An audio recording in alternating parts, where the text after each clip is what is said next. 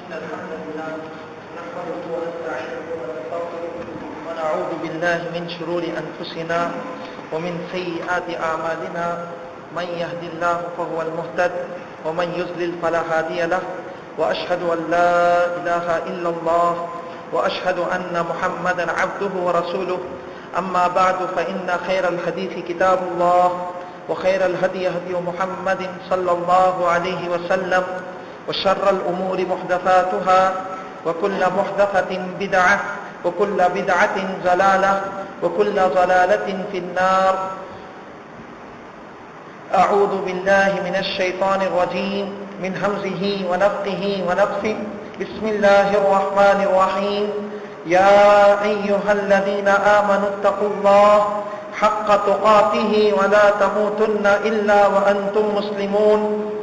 يا أيها الناس اتقوا ربكم الذي خلقكم من نفس واحدة وخلق منها زوجها وبث منهما رجالا كثيرا ونساء واتقوا الله الذي تساءلون به والأرحام إن الله كان عليكم رقيبا. يا أيها الذين آمنوا اتقوا الله وقولوا قولا سديدا يصلح لكم أعمالكم ويغفر لكم ذنوبكم ومن يطع الله ورسوله فقد فاز فوزا عظيما.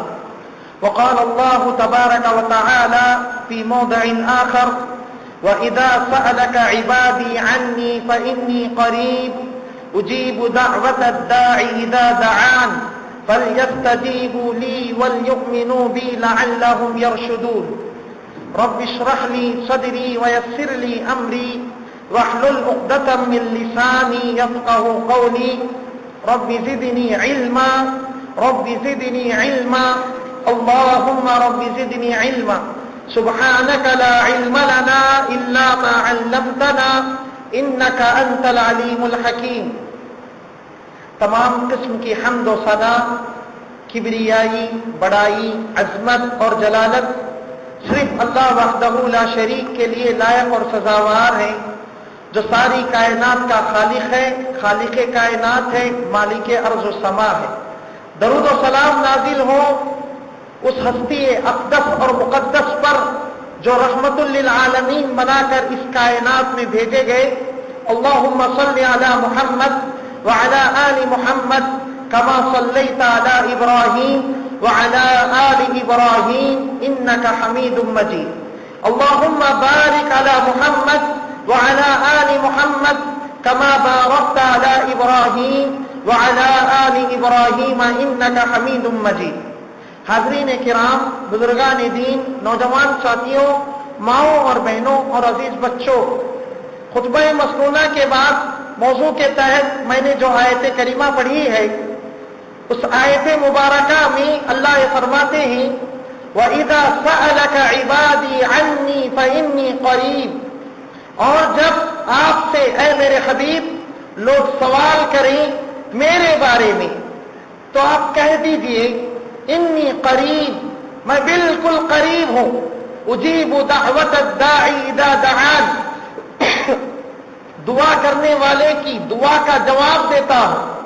فلیستجیبوا لی، تو مجھے مانگ کر دیکھے، مجھے پوچھ کر تو دیکھے، میرے آگے گڑ گڑا کر تو دیکھے. ولیؤمنوا بی، اور مجھ پر یقین رکھے. لعلہم یرشدون، تاکہ وہ فلاح پائیں، کامیابی پائیں، ہدایت پائیں.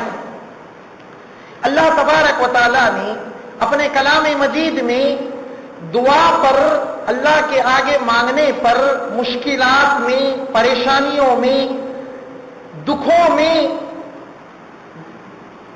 مختلف قسم کے مصائب میں مانگنے پر اللہ نے بہت زور دیا. دعا ہر بیماری کا حل ہے. دعا اللہ تبارک و تعالیٰ کے دربار میں عزت پانے کا ذریعہ ہے.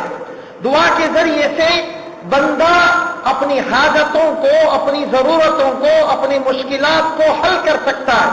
لیکن افسوس موجودہ دور میں ہماری مشکلات کا حل، ہمارے پریشانیوں کا حل، ہمارے مصائب کا حل دعا ہے. اس چیز کو مسلمان بھول چکے. اللہ کے نبیوں نے، اللہ کے رسولوں نے، بڑے بڑے ولیوں کے دربار میں دعائیں کی اپنی مشکلات میں. اگر اولاد نہیں ہو رہی اللہ کے دربار میں دعا کرتے تھے. اگر روزی روٹی کا انتظام نہیں ہو رہا اللہ کے دربار میں دعا کرتے تھے. اگر بیماریاں ہیں اللہ کے دربار میں دعا کرتے تھے. دشمن کا خطرہ ہے, دشمن ستا رہا, پریشان کر رہا, اللہ کے آگے دعا کرتے تھے. سارے نبیوں کا وصف اللہ تبارک و تعالیٰ نے کلام پاک میں ارشاد فرمایا ہے. حضرت ابراہیم علیہ السلام لمبی مدت تک حضرت ابراہیم علیہ السلام کی یہاں اولاد نہیں ہوتی. حضرت ابراہیم کا گھر اولاد کی آواز سے خالی ہے. آزو بازو رشتہ داروں میں, پہچان والوں میں, گھروں میں بچوں کی آواز آ رہی. حضرت ابراہیم علیہ السلام کے گھر میں بچے کی آواز نہیں آ رہی, بچہ نہیں ہے, اولاد نہیں ہے. ڈاکٹر کہتے ہیں, طبیب کہتے ہیں کہ تمہاری عورت, تمہاری بیوی بانجھ ہے, تمہارے یہاں اولاد ہونا ناممکن ہے. حضرت ابراہیم علیہ السلام ناممکن, اس کے باوجود اللہ کے دروازے کو, اللہ کے دربار کو کھٹکھٹایا. کہا ربی حب لی من الصالحین, اے پروردگارا مجھے اولاد عطا فرما. ربی حب لی, اولاد بھی ایسی عطا فرما, من الصالحین جو نیکوکار ہو, میرے بعد نبوت کو سنبھالے, میرے بعد میری وارث بنی. اللہ اکبر.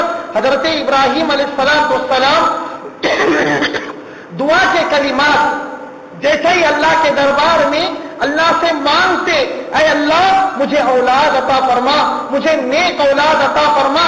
حضرت ابراہیم کے لفظ ابھی رکے نہیں تھے, اللہ نے جواب دیا فبشرناہ بغلام حلیم, کہ اے ابراہیم تمہیں مبارک ہو, تمہیں خوشخبری ہو, تمہارے یہاں ایک غلام حلیم ہوگا, تمہارے یہاں غلام حلیم پیدا ہوگا. نبیوں نے, رسولوں نے, ولیوں نے دعا کا سہارا پکڑا. اللہ کے دربار میں اولاد نہیں ہو رہی, اللہ کے دربار میں گڑ گڑائے. یہی زکریا علیہ السلام ہیں. حضرت زکریا علیہ السلام اللہ کے دربار میں گڑ گڑاتے, بولتے کہ اے اللہ میں تیرا نبی ہوں, اے پروردگارا میرے بال سفید ہیں, میرا کوئی بھی بال کالا نہیں ہے, اے اللہ بڑھاپے کی دہلیز پہ قدم رکھ چکا ہوں, اے پروردگارا میرے یہاں اولاد نہیں ہے. لوگ تانا دیتے ہیں, لوگ طرح طرح کی باتیں کرتے ہیں, اے میرے رب مجھے نیک اولاد عطا فرما, اے میرے پروردگار میرے یہاں پھول کھلا, مجھے نیک اولاد عطا فرما. اللہ تبارک و تعالی حضرت زکریا علیہ السلام کی یہاں اولاد کا اعلان کرتے ہیں.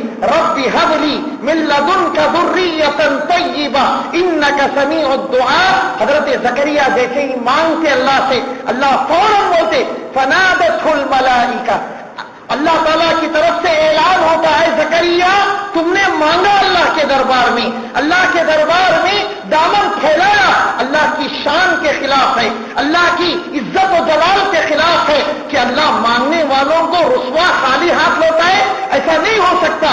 تم نے مانگا, تم نے گڑ گڑایا, اللہ کی شان یہ ہے, اللہ جلال میں آ جاتا ہے. اللہ تعالیٰ تمہیں اولاد کا اعلان کرتا ہے, اللہ اولاد کا اعلان کرتا ہے. حضرت یونس علیہ السلام اللہ کے نبی, اللہ کے پیغمبر مچھلی کے پیٹ میں چلے جاتے. مچھلی کے پیٹ میں رات کا اندھیرا, سمندر کا اندھیرا, مچھلی کے پیٹ کا اندھیرا, تاریکی در تاریکی, اندھیرا در اندھیرا. حضرت یونس علیہ السلام کا حال جاننے والا کوئی نہیں. حضرت یونس پر مچھلی کے پیٹ میں کیا گزر رہا کسی کو پتا نہیں, حضرت یونس کو کیا تکلیف کسی کو پتا نہیں. لیکن یونس پورے یقین کے ساتھ, پورے ایمان کے ساتھ, پورے توکل کے ساتھ کہ اللہ کو میری خبر ہے, اللہ میں کیا کر رہا ہوں, میں کس پوزیشن میں ہوں, اللہ جانتا ہے, اللہ بہتر جانتا ہے. چنانچہ کہا لا الہ الا انت سبحانک, اے اللہ تو پاک ہے, اے اللہ تو معبود ہے, تیرے اندر کوئی نقص نہیں ہے.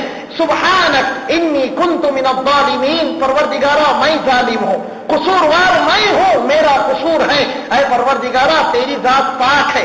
حضرت یونس اس کلمے کا ورد کرتے, اللہ تبارک و تعالی حضرت یونس کے کلمات کی لاج رکھتے.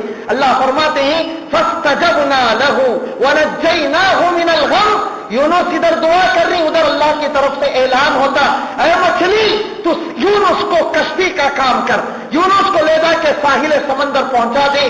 چنانچہ مچھلی حضرت یونس علیہ السلام کو کشتی کا کام کرتی، یونس کو پورے سہولت کے ساتھ، پورے آرام کے ساتھ سمندر کے کنارے لے جا کے حضرت یونس علیہ السلام کو پہنچاتی۔ یہ دیکھو حضرت موسیٰ علیہ السلام ہیں، اللہ کے جلیل القدر پیغمبر مدین کو جاتے، جانے کے بعد مدین کے اندر کوئی جاننے والا نہیں، کوئی پہچاننے والا نہیں، اجنبی ہیں، کھانے سے پینے سے رہ گئے ہیں، بھوکے ہیں، پیاسے ہیں، وہاں لوگوں کو پانی پلاتے، لوگوں کی خدمت کرتے، کوئی پوچھتا نہیں تم کہاں سے ہو، کیوں آئے ہو، کھانا کھائے کیا، پانی پیے کیا، کوئی دریافت نہیں کرتا۔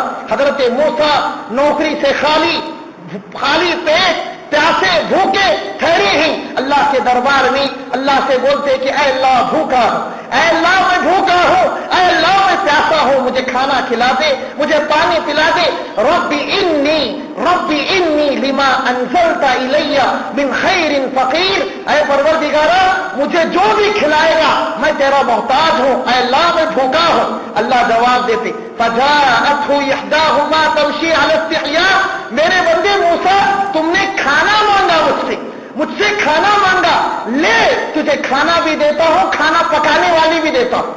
حضرت موسیٰ کو اللہ کھانا بھی دیا، کھانا پکانے والی بیوی بھی عطا فرمایا۔ یہ دعا کا اثر تھا، سارے نبیوں نے، سارے رسولوں نے، سارے پیغمبروں نے، سارے ولیوں نے اللہ کے دربار میں ہر مشکل گھڑی پہ، ہر مشکل وقت پہ، ہر تکلیف کے موقع پر اللہ کے دربار میں گڑ گڑایا۔ آج ہمارے کیسے مسائل ہیں، آج کوئی بیمار ہے، کوئی اولاد سے محروم ہے، کوئی نوکری سے خالی ہے، کوئی بے برکتی کی شکایت کرتا ہے، کوئی بیماریوں کی شکایت کرتا ہے۔ آج ہم دعائیں نہیں کرتے، اللہ کے دربار میں گڑ گڑاتے نہیں۔ اللہ تو کہتے ہیں کہ اے بندو تم مجھ سے مانگو، ادعونی، تم مجھ سے مانگو، استجب لکم، میں تمہاری دعا کو سنوں گا، میں تمہاری ضرورتوں کو پوری کروں گا۔ اللہ تبارک و تعالیٰ کا اعلان ہے کہ بندو مانگو، میرے دربار پہ آؤ، میرا در ایسا ہے کہ آ کے اگر ایک مرتبہ ہاتھ اٹھا کے پوچھو گے، مانگو گے، خالی لوٹانے سے مجھے حیا آتی ہے، ہاتھ خالی لوٹانے سے مجھے حیا آتی ہے۔ اللہ کا دربار سبحان اللہ ایسا دربار ہے۔ اللہ تبارک و تعالیٰ کے دربار میں ہر چھوٹی بڑی ضرورت کو مانگنا چاہیے۔ حضرت موسیٰ نے کھانا مانگا، حضرت موسیٰ نے پانی مانگا اللہ سے، اے اللہ میں پردیس میں ہوں، اے اللہ بھوکا ہوں، پیاسا ہوں، اے اللہ کھلا دے۔ اللہ نے کھانا بھی پلایا، کھانا پکانے والی عورت کو بھی اللہ نے نکاح میں حضرت موسیٰ کے عطا فرمایا۔ حضرت ایوب علیہ السلام ہیں، حضرت ایوب علیہ السلام ہیں، بیماریوں میں کروا رہے ہیں، بیماریوں میں پریشان ہیں۔ حضرت ایوب علیہ السلام کے گھر والے، بیوی بچے تنگ آ جاتے، خدمت کر کر کے بیزار ہو جاتے، حضرت ایوب کا ساتھ چھوڑ دیتے۔ حضرت ایوب علیہ السلام اللہ کے دربار میں گڑ گڑاتے، دیکھتے زمین والے ساتھ چھوڑے ہیں، آسمان کی طرف نگاہوں کو اٹھاتے، بولتے اے الہی دنیا والے روٹ گئے، اے پروردگارا مجھے کوئی غم نہیں اگر تو نہ روٹے، اگر تو نہ دور ہو، اے اللہ تیرا دروازہ کھلا رہے تو میں خوش ہوں۔ چنانچہ حضرت ایوب دعا کرتے، اللہ سے بولتے ربی انی مسنی الضر وانت ارحم الراحمین، اے پروردگارا مجھے تو تکلیف پہنچاتی ہے، مجھے نقصان ہو رہی، یہ بیماری مجھے نقصان پہنچا رہی، اے پروردگارا تو رحم کرنے والا ہے، تو کرم کرنے والا ہے، اے رب تعالیٰ مجھ پر رحم فرما۔ حضرت ایوب دعا کر کے ابھی ختم بھی نہیں کیے، ان کے ہوٹ رکے نہیں، اللہ نے جواب دیا، کہا فاستجبنا له وكشفنا، حضرت ایوب کی دعا کو ہم نے قبول کیا، حضرت ایوب کی دعا کو ہم نے سن لیا، اور ان کو ان کے رشتہ دار، ان کے مال و اسباب سب ہم نے عطا فرمائے۔ دعا کا اثر ہے، قرآن کے اندر پڑھو، اللہ تعالیٰ نے سارے نبیوں کی دعاؤں کو اللہ نے بیان فرمایا ہے۔ یہ ہمارے نبی جناب محمد رسول اللہ صلی اللہ علیہ وسلم ہیں۔ جنگ بدر کا موقع ہے، جنگ بدر سن 2 ہجری میں 18 رمضان کو جون کے مہینے میں واقع ہوتی، گرمی شباب پر رہتی، سخت تیز گرمی، نیچے ریگستان ریتیلی زمین، وہاں پر نبی کریم جناب محمد رسول اللہ صلی اللہ علیہ وسلم کے پاس خیمہ تو چھوڑو ایک چادر بھی نہیں رہتی. ہمارے نبی صلی اللہ علیہ وسلم میدان جنگ میں ہے، میدان جنگ میں ہے، دشمنوں کی طرف دیکھتے ہیں کہ دشمن سپاہیوں سے لیس ہے، ہتھیاروں سے لیس ہے اور دشمن پوری تیاری کے ساتھ آیا ہے. جناب محمد رسول اللہ صلی اللہ علیہ وسلم آسمان کی طرف نظر اٹھاتے، آسمان کی طرف نظر اٹھاتے اور آپ صلی اللہ علیہ وسلم سجدے میں گر جاتے، اللہ کے دربار میں مدد طلب کرتے، اللہ سے فریاد کرتے، اللہم ان تہلک هذه العصابہ لن تعبد بعد. اے اللہ اگر یہ جماعت، یہ مسلمانوں کی جماعت اگر ہلاک ہو جائے تو اے اللہ قیامت تک تیری عبادت نہیں ہوگی، تیری بندگی نہیں ہوگی. آپ اپنے صحابہ کی طرف دیکھتے، اپنے مسلمانوں کی طرف دیکھتے، مسلمانوں میں کوئی 11 سال کا بچہ ہے، کوئی 14 سال کا بچہ ہے، کوئی بوڑھا معذور کمزور ہے، کوئی بخار کا مارا ہے، کوئی دیش سے بدیش ہو کر آیا ہوا مہاجر ہے، پریشان حال ہے، کوئی کمر جھکا ہوا بوڑھا ہے، بوڑھے ناتوا کمزور مسلمان جنگ بدر میں ایک طرف اور دوسری طرف جوان ہٹے کٹے ہتھیاروں سے لیس سواریوں پر سوار شہسوار کافروں کی طرف ہمارے نبی جناب محمد رسول اللہ صلی اللہ علیہ وسلم اس موقع پر اللہ کے دربار میں اتنی دعا کرتے، اتنا روتے. ابو بکر کہتے ہیں، ابو بکر صدیق کہتے ہیں کہ میں نے نبی کریم صلی اللہ علیہ وسلم کو اس سے زیادہ روتے ہوئے کبھی نہیں دیکھا.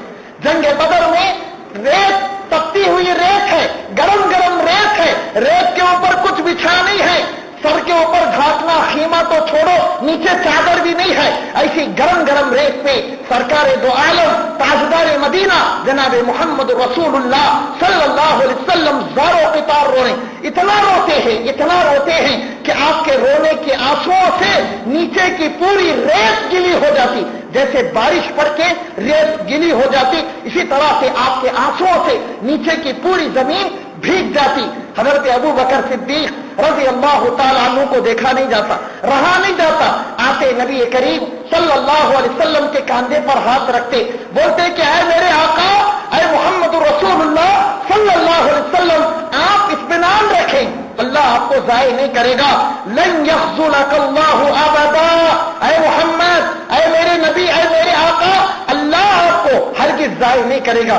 آپ صلی اللہ علیہ وسلم ابو بکر کی طرف مسکراتے، آپ صلی اللہ علیہ وسلم ابو بکر کی طرف ملتفت ہوتے، اس کے بعد اللہ فوراً آیتیں اتارتا، جبرائیل کو بھیجتا کہ اے محمد اطمینان رکھو، اے محمد اطمینان رکھو، یقین رکھو کہ اللہ فرشتوں کو اتار رہا ہے، فرشتوں کو اتار رہا. ادھر دعا کرے، دعا کر کے ابھی اٹھے، پلٹے نہیں کہ آسمان سے جبرائیل آ جاتے، آسمان سے جبرائیل آتے اور بشارت دیتے کہ ہر مسلمان کے ساتھ اس جنگ میں فرشتے شرکت کریں گے. سبحان اللہ، دعا کے اندر اللہ نے کیسی تاثیر رکھی ہے، کیسا پاور رکھا ہے. ہمارے مشکلات کا حل، ہمارے پریشانیوں کا حل، ہمارے دکھ کا مداوا، ہمارے درد کا علاج اللہ کے دربار میں دعا ہے.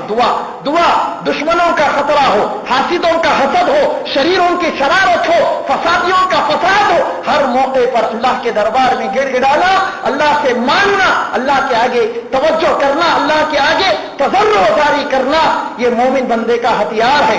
اللہ کے نبی جناب محمد رسول اللہ صلی اللہ علیہ وسلم فرماتے ہیں کہ دعا مومن کا ہتھیار ہے، دعا مومن کا ہتھیار ہے. دعا عبادت کا مقصد ہے. اگر عبادت سے دعا کو نکال لیا جائے تو عبادت بے روح ہو جاتی.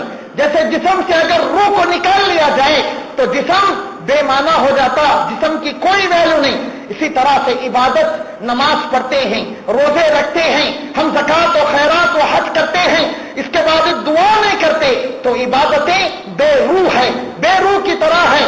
اللہ تبارک و تعالی ہمیں کثرت سے دعائیں کرنے کی توفیق عطا فرمائے. حاضرین کرام، میں نے نبیوں کے واقعات سنائے. بہت سارے لوگ سمجھتے ہوں گے یہ نبی تھے، یہ رسول تھے، یہ اللہ کے مقرب بندے تھے، یہ دعا کیے تو اللہ تعالیٰ فوراً ان کی دعا کو سن لیا. نبیوں کے علاوہ، رسولوں کے علاوہ دوسرا اگر دعا کرے کیا اللہ سنے گا؟ آئیے دیکھیں گے. ایک عورت ہے دکھ کی ماری، غم کی ماری، پریشان حال ایک خاتون جناب محمد رسول اللہ صلی اللہ علیہ وسلم کے دور کی ایک خاتون ہے حضرت خولا رضی اللہ تعالی عنہا.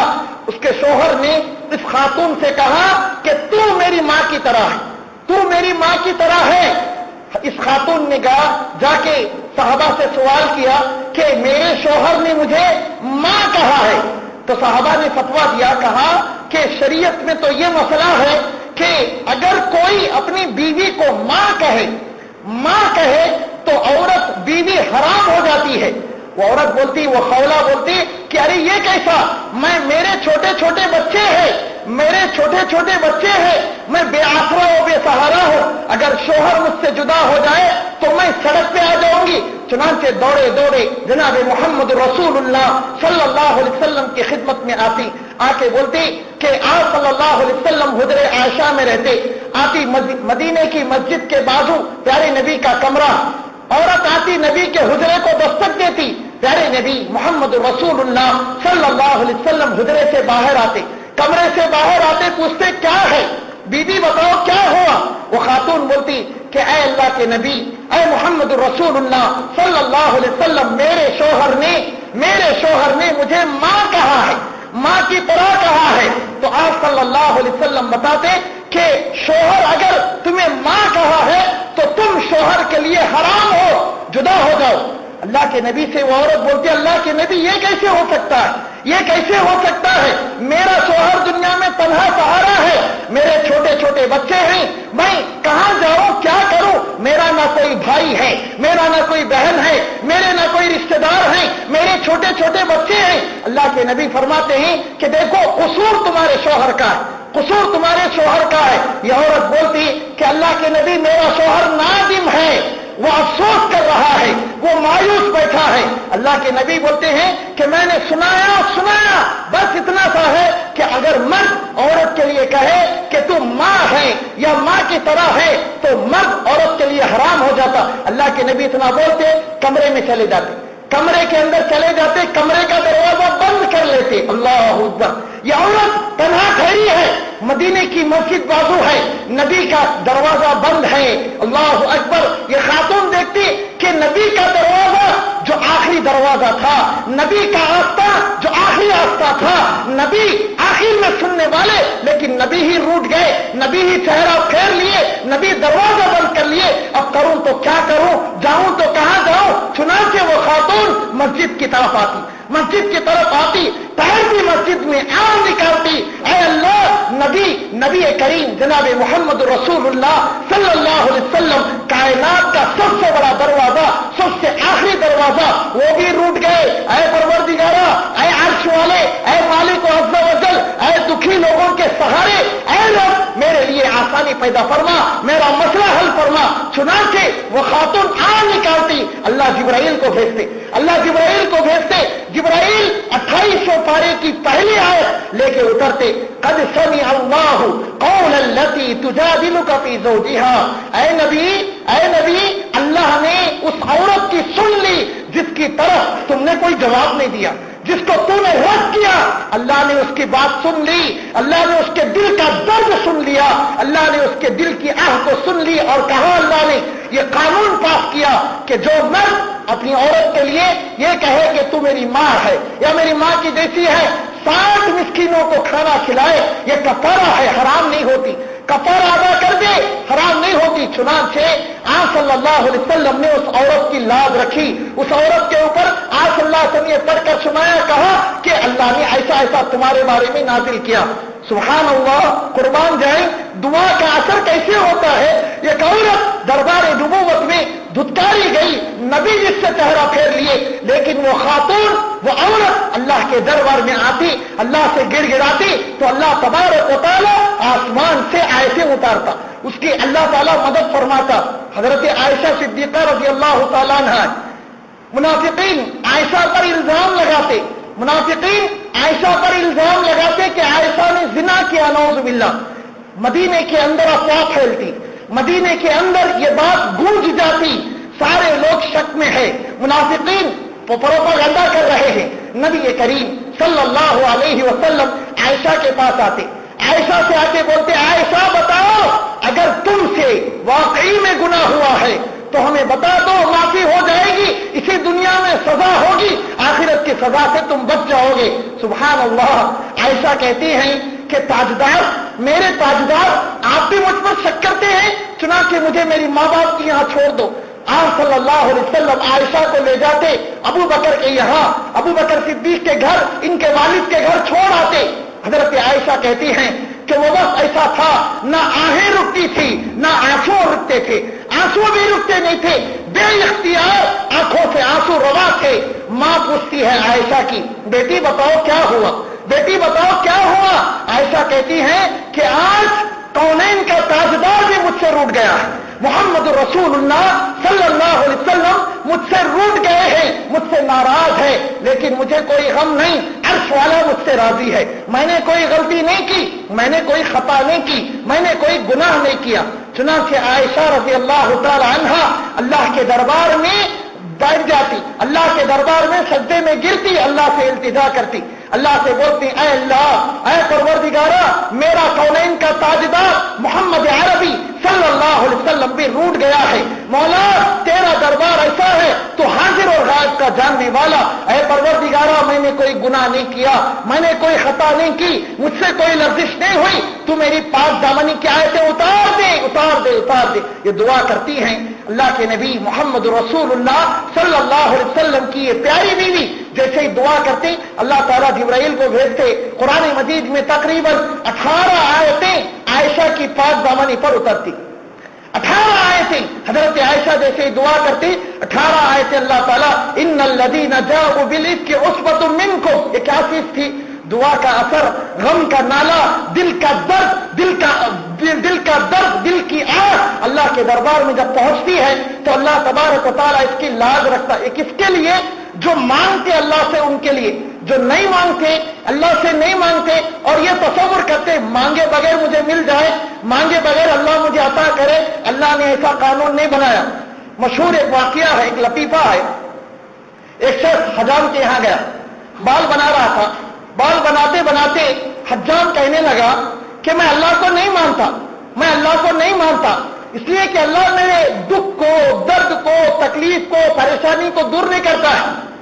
اب وہ شخص کٹنگ کرا رہا تھا، حجامت کرا رہا تھا، خاموش حجام کی بات کو سن رہا تھا، سنتے سنتے جب ہو گیا پورا، اسے پیسے دیا، پیسے دینے کے بعد وہاں سے نکل کے باہر چلے گا، باہر چلے گا، باہر جانے کے بعد باہر دیکھا کہ ایک شخص بڑے بڑے بال، لمبے لمبے بال رکھے جا رہا، اس کو بات کر کے بلا لیتا، اسے بلا لے کے حجام کے پاس جاتا، حجام کے پاس جاتا، جا کے حجام سے بولتا تم کیسے حجام ہو، تمہیں کٹنگ کرنا نہیں آتا، تمہیں سیدھے سے کینچی چلانا نہیں آتا، وسترا پکڑنے نہیں آتا، تم حجام کہے جانے کے لائق نہیں ہو، تم بیکار آدمی ہو، سب بولتا۔ حجام بولتا تھوڑا رکو، کیا بات ہے، مسئلہ تو بتاؤ، پہلے بات کیا ہے بتاؤ۔ وہ شخص بولتا کہ دیکھو تمہارے دکان کے سامنے سے ایک شخص جا رہا ہے جس کے بال لمبے لمبے ہیں، جس کے بال پراگندہ ہے، تم اسے کٹنگ نہیں کی ہے، اسے بال نہیں بنائے، اس کو اس طرح نہیں چلا۔ تو حجام بولتا کہ یہ شخص میرے دربار میں، میرے دکان میں آئے گا، آ کر مجھ سے مطالبہ کرے گا، تب نہ میں اس کی کٹنگ کروں گا، تب نہ میں اس کے بال بناؤں گا۔ تو وہ شخص بولتا کہ دیکھ اللہ کا دربار ایسے ہی ہے، اللہ تبارک و تعالیٰ کے دربار میں جب تک بندہ مانگتا نہیں اللہ دیتے نہیں، مانگنا۔ اللہ تعالیٰ یہی فرماتے ہیں وَإِذَا سَأَلَكَ عِبَادِي عَنِّي فَإِنِّي قَرِيبٌ أُجِيبُ دَعْوَةَ الدَّاعِ إِذَا دَعَانِ۔ بندہ جب مانگتا ہے، بندہ جب طلب کرتا ہے، اے اللہ میری یہ ضرورت ہے، اے اللہ میں اس مشکل میں پھنسا ہوں، اے اللہ مجھے یہ بیماری ہے، اے اللہ میرے گھر میں یہ تکلیف ہے، بندہ جب تک مانگتا نہیں اللہ دیتے نہیں۔ اللہ تبارک و تعالیٰ نے اعلان کیا ہے ادعونی استجب لکم۔ وہ حجام بولتا کہ مجھے سمجھ آ گئی کہ اللہ سے مانگنا ہے، مانگے بغیر اللہ تعالیٰ نہیں دیتا۔ مانگنے سے درجات کی بلندی ہوگی، اللہ کے دربار میں مانگنے سے، گڑ گڑانے سے مسائل کا حل نکلتا، مانگنے سے بندہ اللہ سے قریب ہوتا۔ ہم کیا سمجھتے، تھوڑی بہت عبادت کر لیے اب اپنے دکان پہ، اپنے مکان پہ، اپنے خاندان پہ، اپنی پراپرٹی پہ ہمیں بھروسہ ہے. میرا تو دکان ہے نا، اب دعا کرنے کا کیا؟ میری تو نوکری ہے نا، اب دعا کرنے کا فائدہ کیا؟ میرے پاس تو اتنا ایجوکیشن ہے، اتنا ٹیلنٹ ہے، مجھے کسی چیز کی ضرورت نہیں. میرے بھائیو، قدم قدم پر بندہ دعا کا محتاج ہے. چاہے بندے کے پاس مال ہو، چاہے بندہ فقیر ہو، چاہے بندہ کسی بھی حالت میں ہو، دعا کا محتاج ہے. دیکھ لو سارے نبیوں کی زندگیاں. حضرت موسیٰ بھوکے تھے، حضرت موسیٰ پیاسے تھے، مدین کے اندر دعا کیے. حضرت سلیمان جاہ و جسم کے مالک، حضرت سلیمان نبی ہونے کے ساتھ بڑے بادشاہ ہیں. حضرت سلیمان کے پاس جنات خدمت کر رہے ہیں. حضرت سلیمان کو اللہ نے ہوا پر قدرت دی ہے، ہوا پر کنٹرول دیا ہے. حضرت سلیمان کا اللہ نے زبردست پاور اور زبردست سلطنت دی. اس کے باوجود حضرت سلیمان کیا دعا کرتے ہیں؟ ربی اوزعنی ان اشکر نعمتک التی انعمت علی. تھوڑی سی نعمت مل گئی، تھوڑا سا ہمارے پاس مال آیا، تھوڑا سا ہمارے پاس عہدہ آیا، تھوڑا سا ہمارے پاس عزت ملی، تھوڑا سا ہمارا خاندان معزز کہے جانے لگا، اللہ کو بھول گئے، اللہ کو مانگنا بھول گئے، اللہ کے آگے گڑ گڑانا بھول گئے. یہ غلط ہے. چاہے مالدار ہو، چاہے غریب ہو، چاہے عہدیدار ہو، چاہے بے عہدیدار ہو، چاہے چپراسی ہو، چاہے وہ بہت بڑا منسٹر ہو، اللہ تبارک و تعالیٰ کے آگے ہمیشہ مانگنا یہ مستقل عبادت ہے. اللہ سے طلب کرنا یہ مستقل عبادت ہے. اللہ کے آگے گڑ گڑانا یہ مستقل عبادت ہے. اللہ کے نبی محمد رسول اللہ صلی اللہ علیہ وسلم کی زندگی کا ایک پیارا واقعہ آتا ہے. دیکھو مانگنے والے کیسے ہوتے، کیا کیا مانگتے، کیسا کیسا مانگتے. اللہ کے نبی صلی اللہ علیہ وسلم مکے سے مدینہ جاتے، مکے سے مدینہ ہجرت کر کے جاتے. آپ صلی اللہ علیہ وسلم مدینے میں جیسے ہی داخل ہو رہے ہیں، اس موقع پر ترانی، نعتیں اور آپ صلی اللہ علیہ وسلم کے استقبال کے لیے سارا مدینہ گونج اٹھتا. طلع البدر علينا من ثنيات الوداع وجب الشكر علينا ما دعا لله داعي. پورا گونج اٹھتا.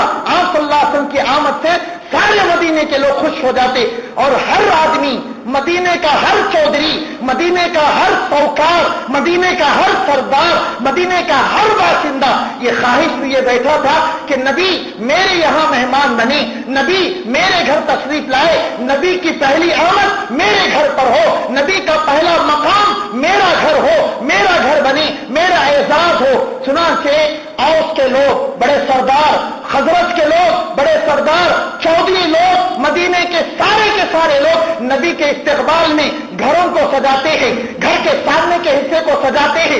سب کی تمنا یہ ہے کہ نبی میرے گھر آئیں، نبی میرے گھر آئیں. نبی جیسے ہی اونٹ پر سوار ہو کے مدینے میں آتے، مدینے میں انٹر ہوتے تو سارے لوگ ٹوٹ پڑتے. آپ صلی اللہ علیہ وسلم فرماتے دعوها فإنها مامورة. اونٹنی کو چھوڑ دو، اونٹنی کو چھوڑ دو، یہ اونٹنی اللہ کے حکم سے چل رہی ہے. جبرائیل اس اونٹنی کو تھامے ہوئے ہے. یہ اونٹنی وہاں بیٹھے گی جہاں اللہ کا حکم ہوگا. یہ اونٹنی اس کے گھر جائے گی جس کے گھر جانے کا رب نے فیصلہ کیا ہے. چنانچہ اوس کے لوگ چھوڑ دیتے، خزرج کے لوگ چھوڑ دیتے، مدینے کے سردار چھوڑ دیتے، مدینے کے چودھری چھوڑ دیتے، سب اونٹنی کے پیچھے پیچھے جاری. اونٹنی سفر کرتے کرتے آ رہی. سب لوگوں کی تمنا، بڑے بڑے سوکاروں کی تمنا، بڑے بڑے مالداروں کی تمنا، آرزو یہ ہے کہ نبی ہمارے گھر آئے، نبی ہمارے گھر آئے. یہ چل رہا ہے مدینے میں، یہ منظر چل رہا ہے. مدینے کا سب سے غریب گھرانہ، مدینے کا سب سے غریب مفلس کنگال گھرانہ حضرت ابو ایوب انصاری رضی اللہ تعالیٰ عنہ کا گھرانہ. ابو ایوب انصاری اور ام ایوب انصاری یہ دونوں میاں اور بیوی ہیں. دونوں کھانا کھا رہی، دونوں گھر کے اندر بیٹھے ہیں، دونوں آپس میں ڈسکشن کر رہی. بولتے ہیں ام ایوب بیوی شوہر سے بولتی ہے کہ دیکھو سنا ہے کہ نبی کریم جناب محمد رسول اللہ صلی اللہ علیہ وسلم مدینہ تشریف لا چکے ہیں، مدینے کے اندر آپ کی آمد ہے، آپ آ چکے ہیں. کتنا اچھا ہوتا کہ آقا دو عالم کونین کا تاجدار مزمل جو کہلائے، جو مدثر کہلائے، جو شافی محشر کہلائے، جو شافی کوثر کہلائے، ہمارے یہاں آپ پہلے مہمان بنتے، ہمارے اس گھر میں آپ کی پہلے آوری ہوتی. تو ابو ایوب رضی اللہ تعالیٰ اپنی بیوی سے بولتے आंखों से आंसू निकाल के बोलते, आंखों से आंसू निकाल के बोलते, देखो मदीने के अंदर, इस मदीने में सबसे गरीब घराना, सबसे कंगाल घराना, सबसे मुफलिस, फक्र फाके में मशहूर घराना हमारा घराना।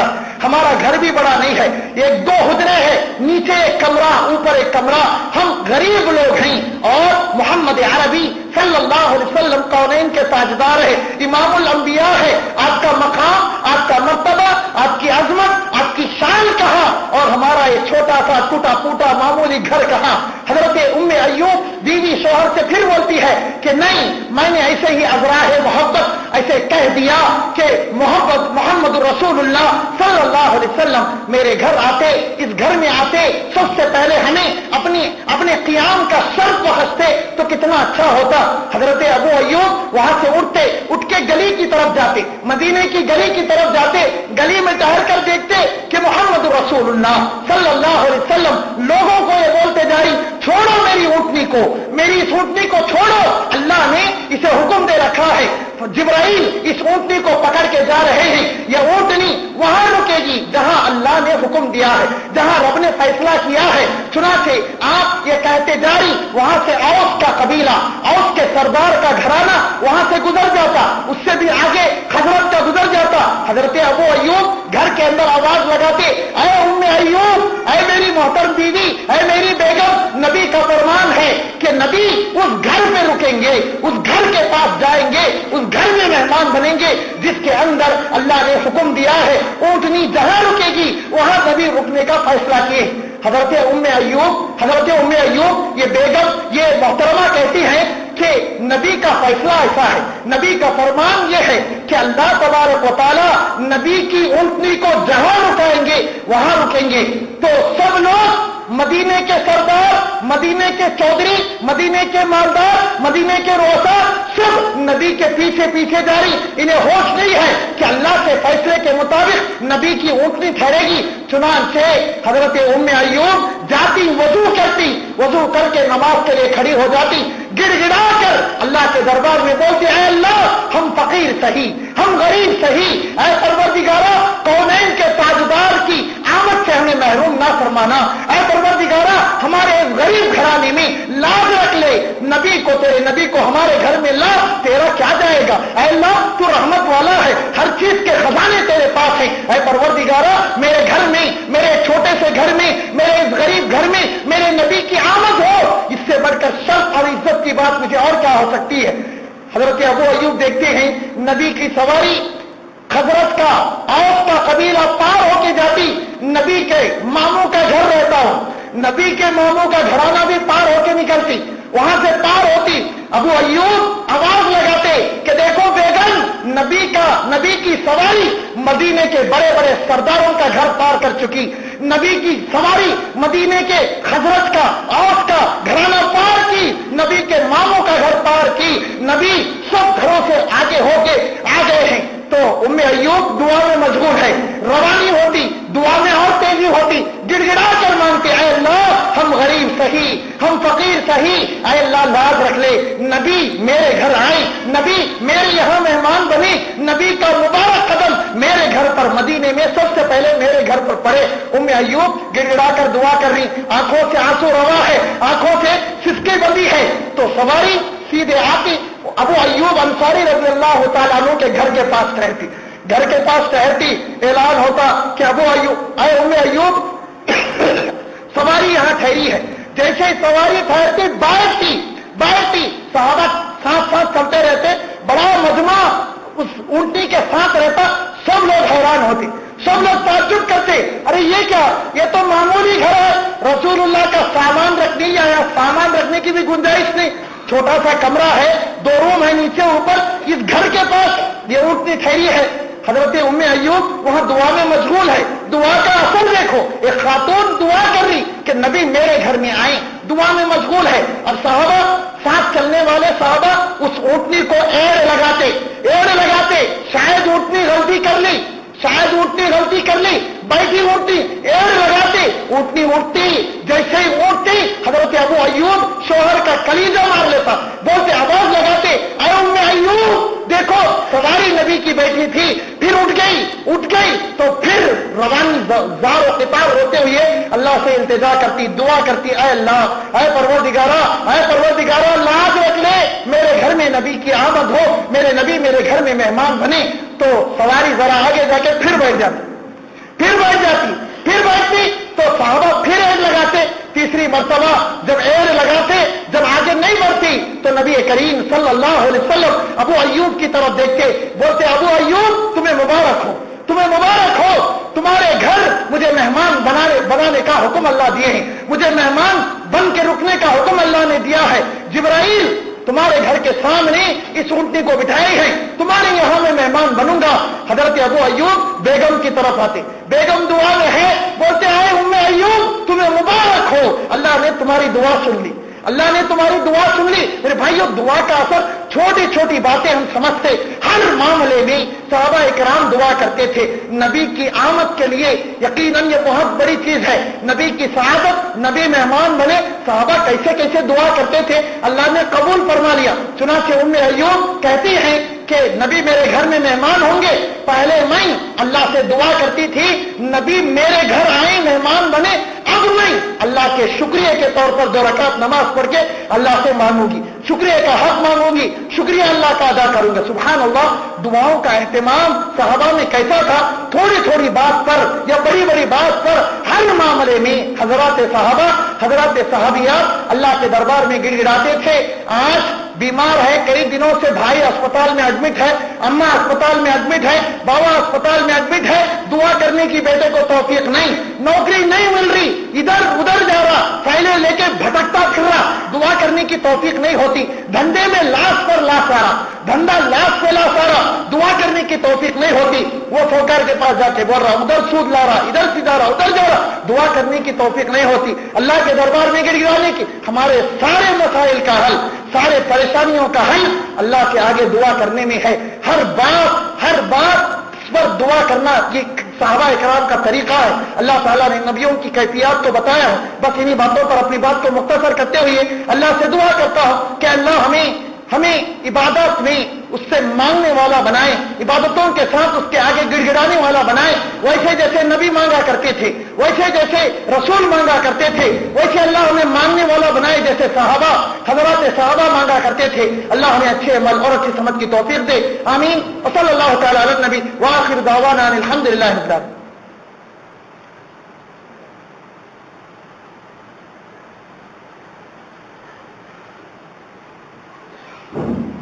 الحمد لله نحمده ونستعينه ونستغفره ونعوذ بالله من شرور انفسنا ومن سيئات اعمالنا، من يهد الله فهو المهتد ومن يضلل فلا هادي له، واشهد ان لا اله الا الله واشهد ان محمدا عبده ورسوله، اما بعد فاعوذ بالله من الشيطان الرجيم من همزه ونفخه ونفثه، بسم الله الرحمن الرحيم، ان الله وملائكته يصلون على النبي يا ايها الذين امنوا صلوا عليه وسلموا تسليما، اللهم صل على محمد وعلى ال محمد كما صليت على ابراهيم وعلى ال ابراهيم انك حميد مجيد، اللهم بارك على محمد وعلى ال محمد كما باركت على ابراهيم وعلى ال ابراهيم انك حميد مجيد۔ عباد الله رحمني ورحمكم الله، ان الله يأمر بالعدل والاحسان وايتاء ذي القربى وينهى عن الفحشاء والمنكر والبغي يعظكم لعلكم تذكرون، ولذكر الله تعالى اعلى واولى واجل واتم واكبر۔